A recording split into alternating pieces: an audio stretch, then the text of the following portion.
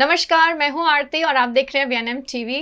आज हम बात करने वाले हैं माइंड, बॉडी और सोल के ऊपर। और इस पर चर्चा करने के लिए हमारे साथ एक बहुत ही अच्छे और बहुत एक्सपीरियंस्ड एक्सपर्ट स्टूडियो में मौजूद हैं और वो ही हमें बताएंगे कि इस जो टॉपिक है कितनी इम्पोर्टेंस है हमारे डे टू डे लाइफ में। क्योंकि आजकल हम पूरा समय जो है वर्क, घर, बच्चे, फैमिली सब में बैलेंस क्रिएट करने की कोशिश करते हैं और जहाँ हमारी मेंटल हेल्थ जो है, हमारी फिजिकल हेल्थ है, बहुत इंपॉर्टेंस रखती है। क्या हम अपनी बॉडी को लेकर, अपने माइंड को लेकर, अपने सोल को लेकर अवेयर हैं कि नहीं, वो जानना बहुत ज़्यादा ज़रूरी है। तो चलिए जुड़ते हैं हमारे एक्सपर्ट के साथ। वेलकम करेंगे डॉक्टर रीना भट्ट का। रीना मैम, आपका बहुत बहुत स्वागत है। Thank you very much and I am very pleased to be here. आज यहाँ आके मुझे जो मौका मिला है कि किस प्रकार से मानसिक शारीरिक हेल्थ से हम इम्प्रूव होके स्ट्रेस को बैलेंस कर सके, तो I will try my best कि मैं सबको नॉलेज दे सकूँ। Thank you so much for your time. और डेफिनेटली ये बहुत ही फ्रूटफुल सेशन होने वाला है। डॉक्टर रीना को काफ़ी सारे आप लोग जानते भी होंगे। ये एक होम्योपैथ डॉक्टर हैं, ये योगा मास्टर हैं, सर्टिफाइड फ्रॉम WHO। पिछले 20 सालों से ज़्यादा इस क्षेत्र में अपना योगदान देते आ रहे हैं। ये सर्टिफाइड एक्सपर्ट है इन प्रिवेंटिव केयर ऑफ कोविड-19। ये भी WHO की तरफ से उन्हें ये सर्टिफाइड किया गया है। और इनका खुद का सेंटर है, वेलनेस सेंटर है, और इसका नाम है mind body zone. So doctor Reena, ज़्यादा टाइम ना वेस्ट करते हुए बिल्कुल हम आज का डिस्कशन स्टार्ट करेंगे। सबसे पहले बात करते हैं आजकल के स्ट्रेस के बारे में। हमारी रूटीन में, हमारे लाइफ में स्ट्रेस जो है वो एक बहुत इम्पॉर्टेंट रोल प्ले करता है। क्यों ज़रूरी है? स्पेशली आज बात पेरेंट्स के लिए करना चाहेंगे, क्योंकि हमेशा हम कहते हैं कि पेरेंट्स ये करें, पेरेंट्स वो करें, बच्चों के लिए ध्यान दें, लेकिन पेरेंट्स का खुद का भी मेंटल जो हेल्थ है, जो फिज़िकल हेल्थ है, वो अगर हेल्दी नहीं है तो बच्चों को किस तरह से वो अच्छी चीज़ दे पाएंगे, ये एक बहुत बड़ा प्रश्न है। और इसीलिए आज आपसे जुड़ रहे हैं कि क्यों इम्पॉर्टेंट है पेरेंट्स के लिए अपनी मेंटल और फिज़िकल हेल्थ को इम्पॉर्टेंस देना। देखिए, क्या चीज़ है कि मेंटल एंड फिजिकल हेल्थ जो है वो हर व्यक्ति के लिए इम्पॉर्टेंट है, बच्चों से लेकर के बूढ़ों तक। करेक्ट। लेकिन पेरेंट्स के लिए ज़्यादा इसलिए इम्पॉर्टेंट है क्योंकि बच्चे का जो लाइफ है, बच्चे की खुद की physical health, mental health, overall development और ग्रोथ है, वो पेरेंट्स के साथ में जुड़ी हुई है। Very true. अगर पेरेंट्स का मेंटल लेवल ठीक नहीं है, वो खुद ही स्ट्रेस में रहते हैं, वो खुद एंग्शियस है, तो क्या हो जाएगा, उनका जो डिसीजन मेकिंग है, उसके बाद में जैसा वो बच्चों के साथ में व्यवहार करते हैं, बच्चा उनको देख के जो सीख रहा है, वो सब गलत होता जाएगा। तो पेरेंट्स को अपने हेल्थ का बहुत ही ध्यान रखना चाहिए, दोनों, फिजिकल हो या मेंटल। मैं बताऊंगी इससे भी आगे एक है जिसको बोलते हैं वेलनेस। करेक्ट। वेलनेस के अंदर 7 सेक्टर्स है, जैसे कि एक है फिजिकल हेल्थ, एक है मेंटल हेल्थ, उसके बाद है इमोशनल हेल्थ, फिर है स्पिरिचुअल हेल्थ, साथ में सोशल, फाइनेंशियल, रिलेशनशिप। क्योंकि अगर ये 7 सेक्टर में से किसी भी एक सेक्टर में अगर थोड़ी सी भी गड़बड़ है, और वो जो गड़बड़ है वो इंसान को, पेरेंट को किसी भी प्रकार का स्ट्रेस दे रही है, तो वो डेफिनेटली उसके फैमिली पर, खास करके बच्चों पे बहुत ज़्यादा असर पड़ेगा। क्योंकि बच्चे ये डेप्थ ऑफ लाइफ नहीं समझते उतना। Correct. वो अपने पेरेंट को, अपने साथ का क्या व्यवहार है, वो देख के वही हिसाब से वो परसीव करते हैं। सो बहुत ही इम्पॉर्टेंट है कि ये सारे सेक्टर में हम अपने आप को हेल्दी रखें। राइट। मैं एक एग्जाम्पल दूंगी कि जैसे कि एक लेडी है, 45 इयर्स की है, मेनोपॉज से जा रही है, अभी उसका बच्चा है 10, 12 या 15 साल का, जिसको इसके बारे में ज़्यादा नहीं मालूम है। और बिकॉज के लेडी की खुद की अगर फिजिकल और मेंटल हेल्थ स्ट्रांग नहीं है, तो जो सिम्टम्स हैं मेनोपॉज के वो बहुत ज़्यादा एग्जैजरेट हो जाएंगे। जैसे कि थोड़ा मूड स्विंग ठीक है, लेकिन बहुत ज़्यादा मूड स्विंग, या बहुत बुरी तरह से एंग्जाइटी होना, या बहुत बुरी तरह से हॉट फ्लैशेस का फील होना, पूरे बॉडी में पेन करना, नींद की तकलीफ। अभी ये सब मदर को हो रहा है तो वो बच्चा भी सफ़र करेगा। Correct. तो ये बहुत ही इम्पॉर्टेंट है कि हम अपने शरीर का और मन का बराबर से ध्यान रखें ताकि हम अपने बच्चों को प्रॉपर टाइम दे पाए, क्वालिटी टाइम दे पाए और उनकी हेल्थ का हम ध्यान रख पाए। क्योंकि आज अगर वो लोग मेंटली स्ट्रांग नहीं बनेंगे तो वो आगे जाके जब बड़े हो जाएंगे तब उनको ये सब चीज़ें फिर से प्रॉब्लम की तरह सामने आ जाएगी। सो हर पेरेंट्स को मैं रिक्वेस्ट करूंगी कि एक लेवल पे स्ट्रेस को कट ऑफ करें, क्योंकि स्ट्रेस तो क्या है, आता ही रहता है। It's like a reaction to the situation. शायद मेरे लिए जो स्ट्रेस है वो शायद आपके लिए ना हो, आपके लिए जो है वो किसी और के लिए ना हो। तो मतलब जो सिचुएशन है उसको कितनी सहजता से, बैलेंस रूप से आप उसको मैनेज करें और वो चीज़ आपके बच्चों के ऊपर रिएक्शन के रूप में ना आए, वो आप खास ध्यान रखिए। क्योंकि क्या है कि कई बार ये तो आपका खुद का हो गया, उसके बाद में दूसरे पेरेंट्स भी जो बातें करते हैं, या तो जिस तरह से एजुकेशन सिस्टम है, या तो जिस तरह से मीडिया सिस्टम आगे बढ़ रहा है, जैसे आज हर बच्चे को मोबाइल चाहिए, तो ये स्ट्रेस पहले के ज़माने में नहीं था। लेकिन आज हमारे एज अ हम पेरेंट जब है तो हमारे सामने ये बहुत बड़ा स्ट्रेस है कि ये कैसे हम बच्चों को मना करें। पर कोई बात नहीं है, सिचुएशन ये है या वो है, ultimately it is to balance it positively. तो जितना हो सके जब आप बच्चों के साथ में हैं, बच्चों के पास में हैं, तो उसमें आप ध्यान रखिए कि कम से कम नेगेटिव सेंटेंसेस का, नेगेटिव स्टेटमेंट्स का आप कम प्रयोग करें। चीज़ों को सिखाने के लिए आप सजेस्टिव वे ले, तो क्या होगा, बच्चों के ऊपर भी आपके स्ट्रेस का असर कम पड़ेगा। कुछ भी चीज़ अगर आपको स्ट्रेस दे रही है तो उसे थोड़ी देर साइड में रखिए, क्योंकि बच्चा जब आपके पास में है तो वो टाइम आप उसके प्रेजेंस को हैप्पी बनाइए। करेक्ट। जैसे हम क्या सोचते हैं कि हमारे बच्चे को हम खुश देखना चाहते हैं, हाँ, तो बच्चा भी हमको क्या देखना चाहता है, खुश देखना चाहता है। अगर वो हम नहीं कर पा रहे हैं तो उसे वो एजुकेशन हम कितना भी बढ़िया दे रहे हैं, कितना भी अच्छा टॉय दे रहे हैं, उसे वो मटीरियलिस्टिक लाइफ से कुछ नहीं चाहिए। उसे चाहिए आपका क्वालिटी टाइम और प्यार। So that is what is important, that only the physically and mentally strong parents can give you. अगर आपको मालूम पड़ा है कि किधर पे ये पिकनिक जा रहे हैं पूरे पेरेंट्स के साथ में और आपकी तबीयत काम नहीं कर रही, तो आपका क्या होगा कि आप बच्चों को मना कर देंगे कि भाई हम नहीं जाएंगे क्योंकि मेरे को घुटनों में दर्द है, मेरे को बैक में दर्द है, मैं आपके साथ में नहीं खेल पाऊंगा, मैं बैठ के देख रहा हूँ। तो बच्चा कैसा फील करेगा कि क्यों मेरा फादर मेरे साथ में या मेरी मदर मेरे साथ में नहीं खेल रहे हैं। तो इसके लिए ये बहुत ही इम्पॉर्टेंट है कि आप अपने फिजिकल बॉडी को फिट रखें, माइंड को साउंड रखें, और उसके लिए जो भी सिस्टम है, जैसे योग का उपयोग करें, मेडिटेशन है, एक्सरसाइज है, फिटनेस रेजिम है, गुड बैलेंस डाइट है, तो वो करने से you can maintain your good physical and mental health which will affect your child also. क्योंकि अगर आप हेल्दी खाना खा रहे हैं तो आपका बच्चा आपको देख रहा है, वो भी हेल्दी खाना खा रहा है। वो बताने से ज्यादा ऑब्जर्व करता है, because 90% of the perception is through the vision. और बच्चों का ऑब्जर्वेशन पावर बहुत बहुत बहुत पावरफुल होता है।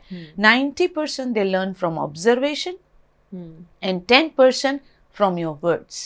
That is the only thing. तो जब आप सिखा रहे हैं तो बताने की जगह उसे करके दिखाएंगे कि मैंने इस प्रकार से अपने लाइफ को हेल्दी बनाया, मैं रोज एक्सरसाइज कर रही हूँ, मैं प्रॉपरली फ्रूट ले रही हूँ, वो देख के सीखेगा।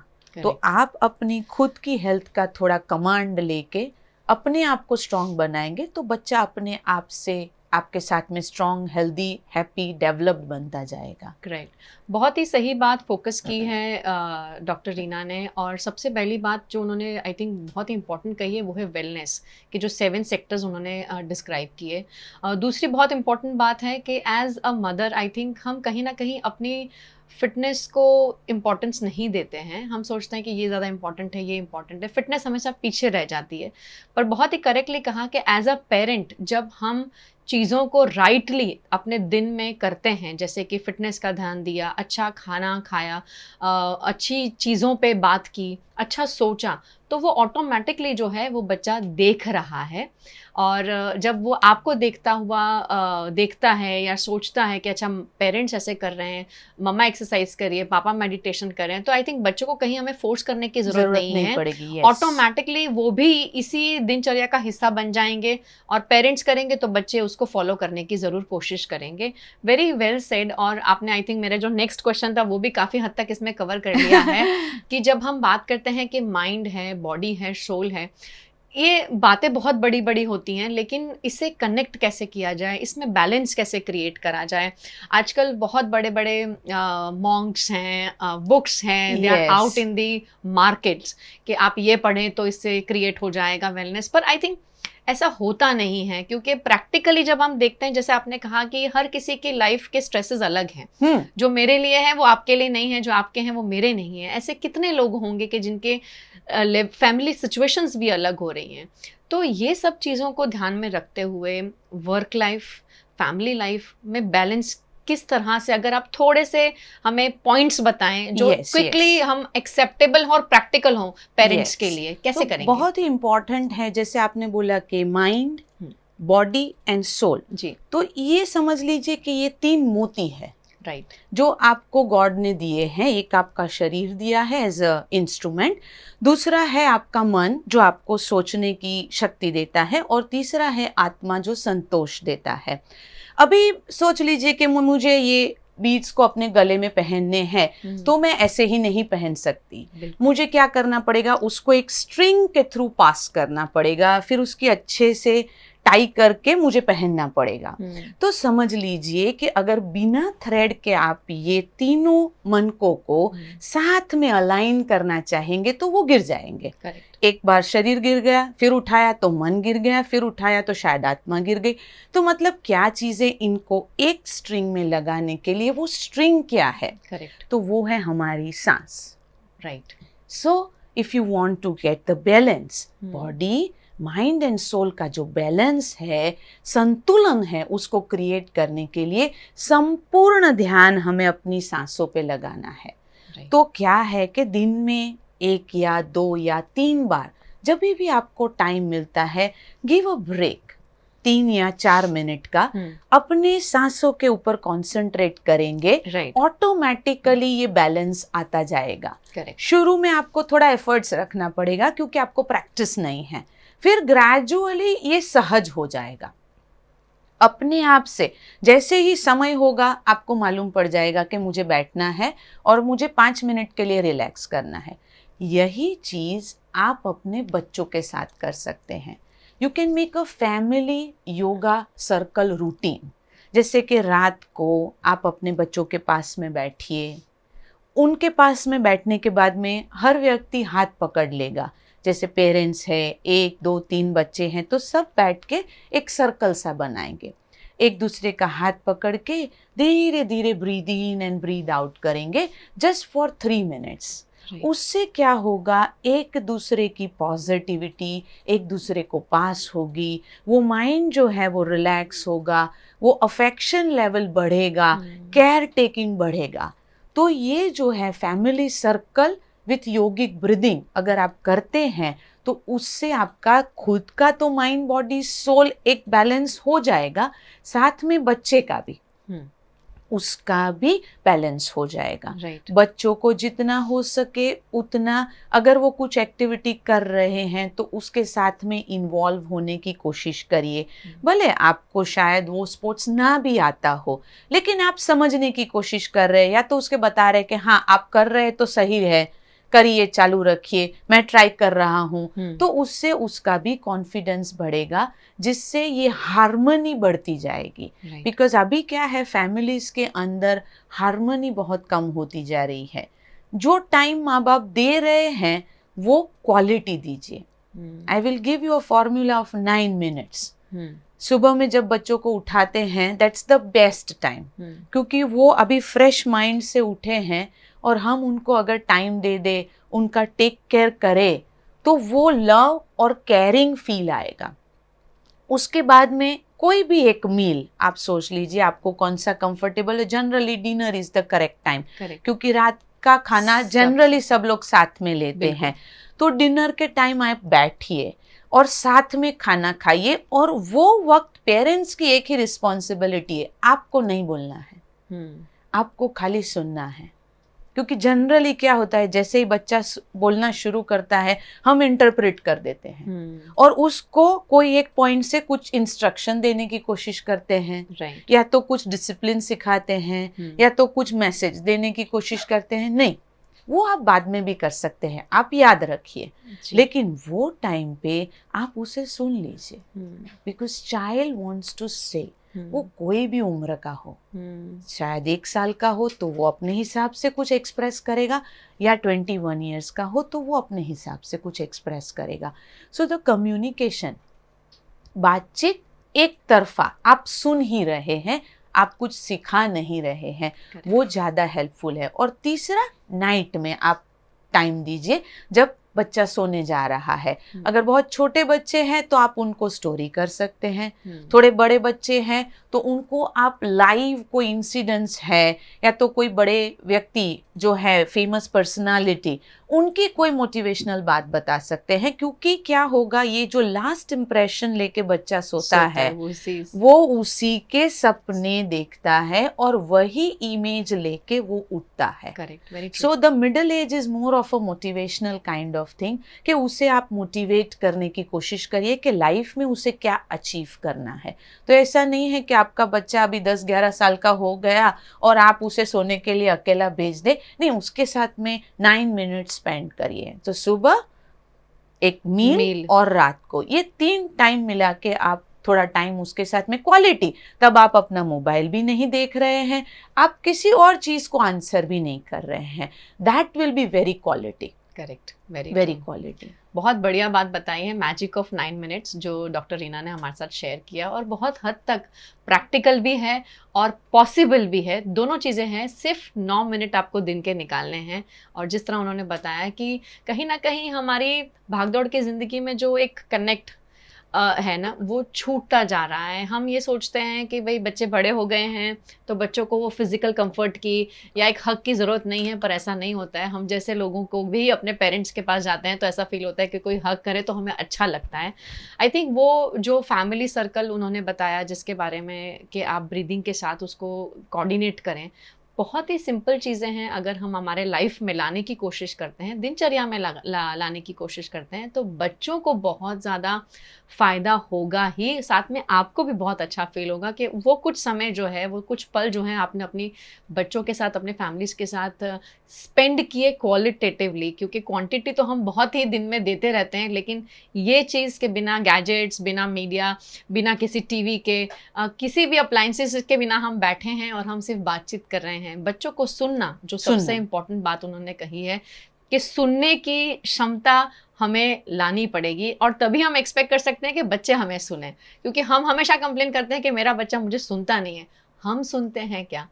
पहले ये सोचें और बच्चों को सुनने की कोशिश करें। और सबसे अच्छी और बात उन्होंने बताई है कि बच्चों को जज मत करिए। अगर वो कुछ कहते हैं तो कम्प्लीटली सुने उन्हें, और फिर उसके बाद आप अपना रिएक्शन जो है या आप जो कुछ शेयर करना चाहते हैं आप उसको सपोर्ट करें, भी कर सकते हैं जी। yes. सो बहुत अच्छी उन्होंने डिटेल में ये सारी चीज़ें बताई हैं, और बहुत ही प्रैक्टिकल पॉइंट्स हैं जो हम हमारे रूटीन में इसे एक्सेप्ट भी कर सकते हैं, एडप्ट भी कर सकते हैं और इसे अपना हिस्सा बना सकते हैं।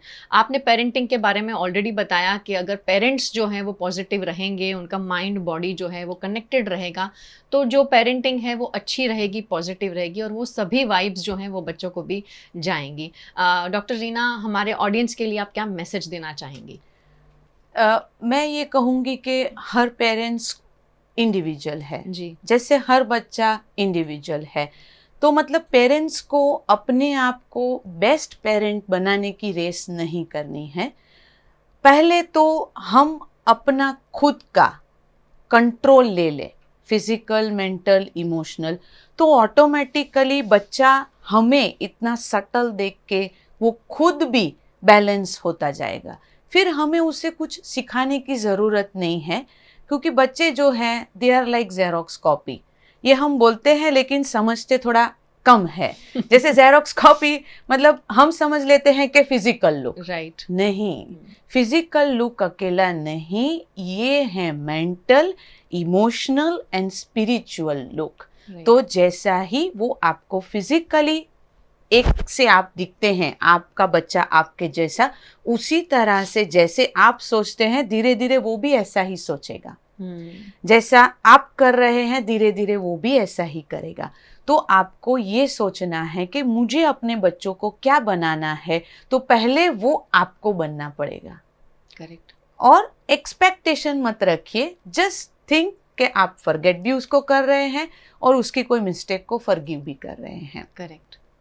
लाइटली लीजिए, पेशेंस रखिए और उसे उसका खुद का डिसीजन लेने के लिए सक्षम करिए, क्योंकि हर बच्चा एक लेवल पे अपनी दौड़ खुद दौड़ने वाला है। बिल्कुल। पूरी टाइम वो छत्र में नहीं रहने वाला, और आप रखेंगे तो उसका भी बुरा असर है। Very true. तो वो बहुत ही इम्पॉर्टेंट हो जाता है कि आप उसे खुद के लिए, खुद की लाइफ के लिए खाली प्रिपेयर कर रहे हैं। Right. You are not like कि आप जैसा चाहते हैं वो वैसा बने, लेकिन वो जो बने उसमें उसको खुशी मिले और वो हैप्पीली लाइफ जिए, क्योंकि happiness is the ultimate goal की।